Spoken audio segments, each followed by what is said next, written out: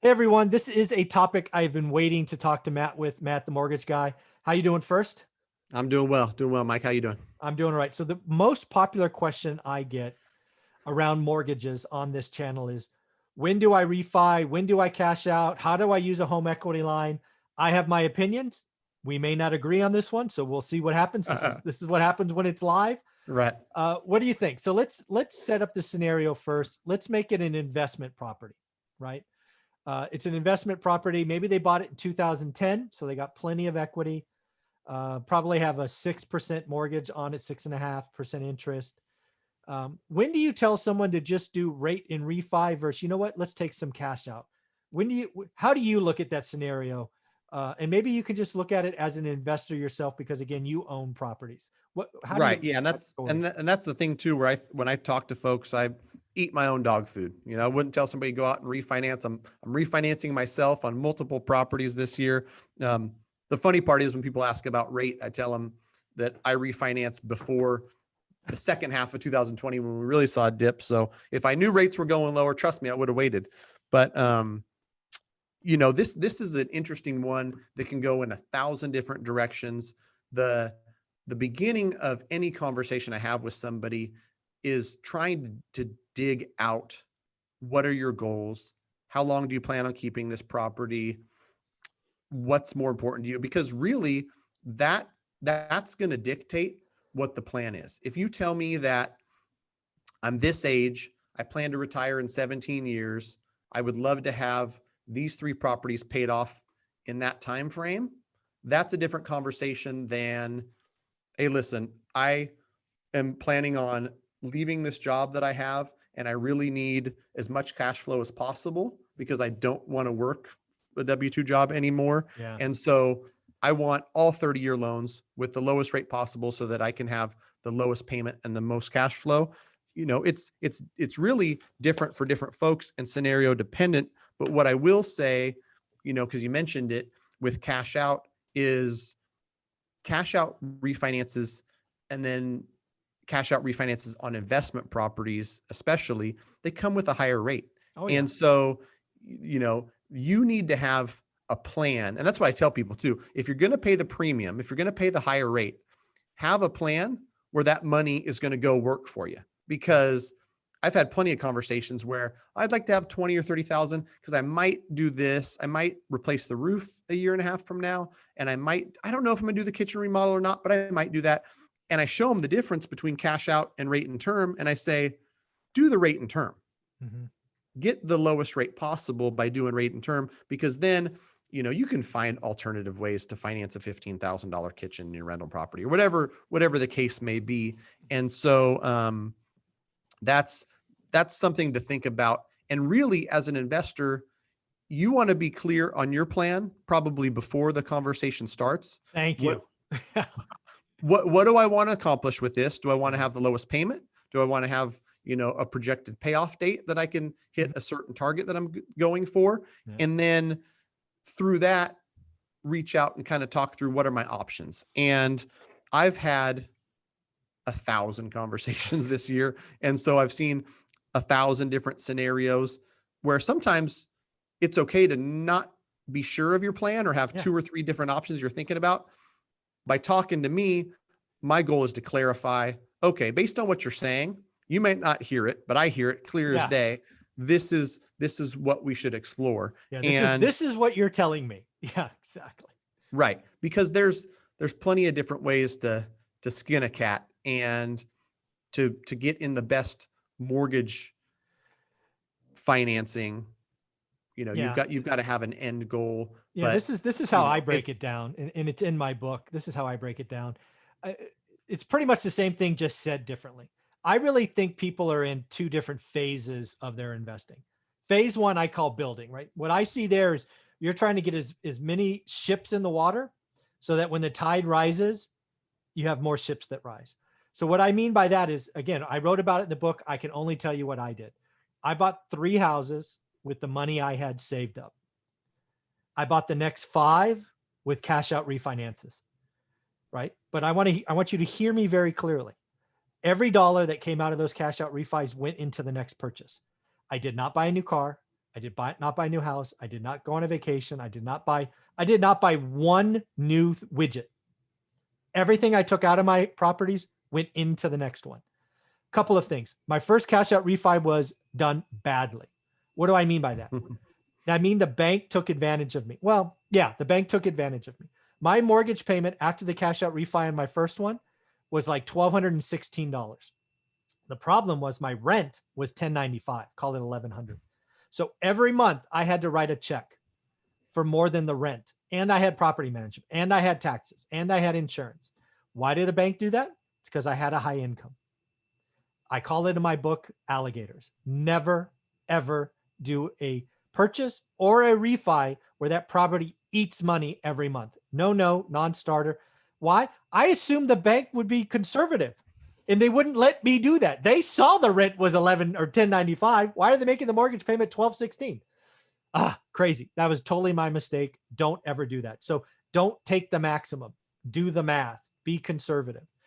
Next, only ever take cash out of investment property to buy another investment property. Nothing else is allowed. I don't want to hear about vacations. I don't want to hear about cars.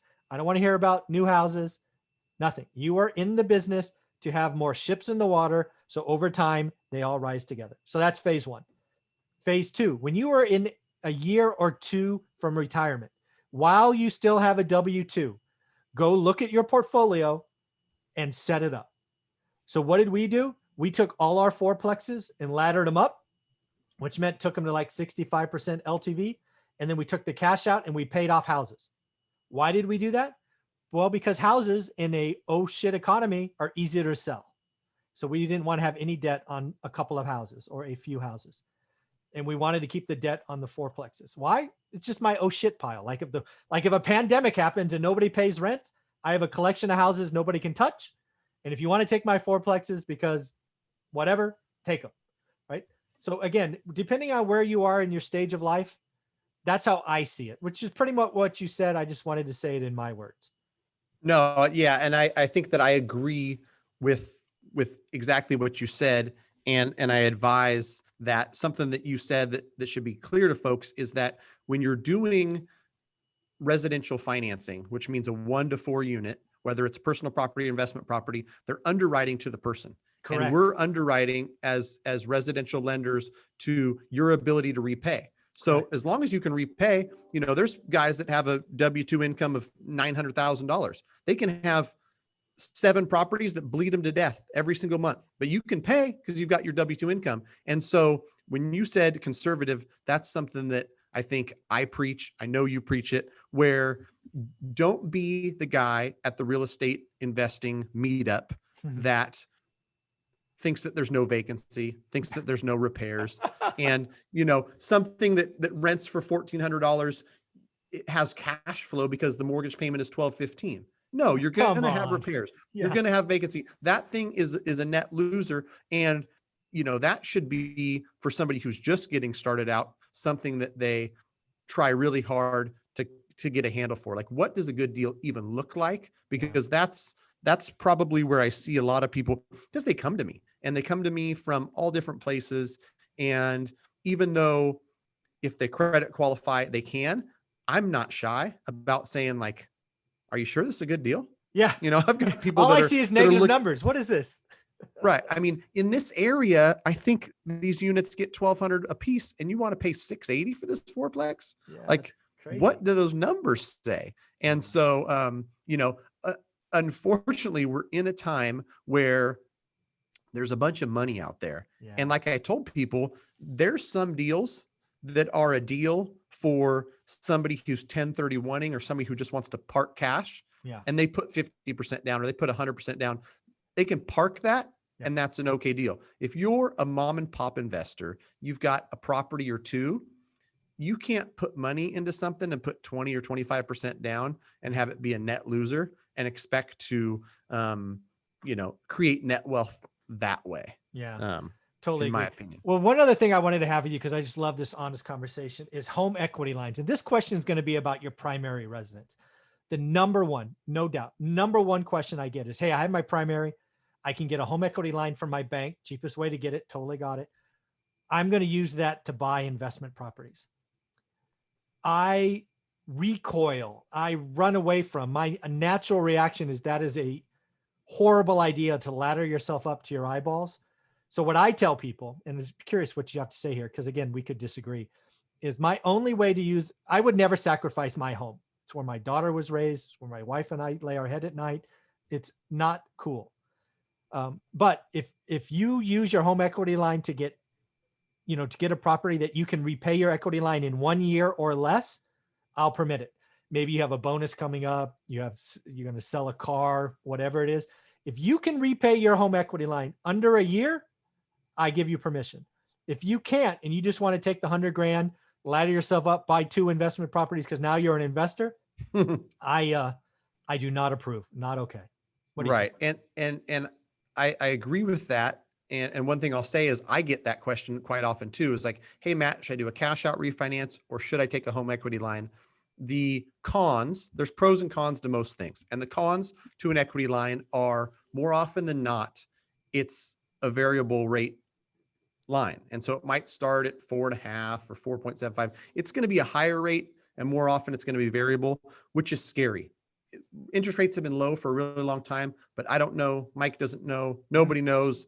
5 years, 7 years. The last thing you want to do is, like you said, jeopardize your primary residence. Yeah. And so you want to look at it. The pros of a home equity line is if you've got a good plan. And I tell people the same thing, Mike. I'm not as aggressive as you got to pay it off in 1 year, but maybe the first 24 months you have a plan where if you pull 40 and that's going to be a down payment and you're redeploying that capital that's going to yield 10, 12, 14%, then okay, you'll pay 4 or 5% for the home equity line, but pay it off as soon as possible so that you're not at the mercy of the adjustable rate. Mm-hmm. And people who, have a $500,000 house that they owe 200 on will tell me, well, should I take cash out or should I do the home equity line? Well, it's another one. It's a good conversation to have because if you owe 200 and your rate is 4.125, it makes all the sense in the world to pull out 40, 60, 80, whatever you need. Even cash out refinances, Mike, are around 3%. Oh, wow. Which is amazing. And especially in that case where you're going up to maybe 280 and you're still below 60% loan to value. Sure. Bank feels really comfortable with that. Most lenders feel comfortable with that. You can get a cash out refinance on your primary that's sub 3%. And then you're saving interest because you went from 4 1/8 to 2.99 or whatever it is.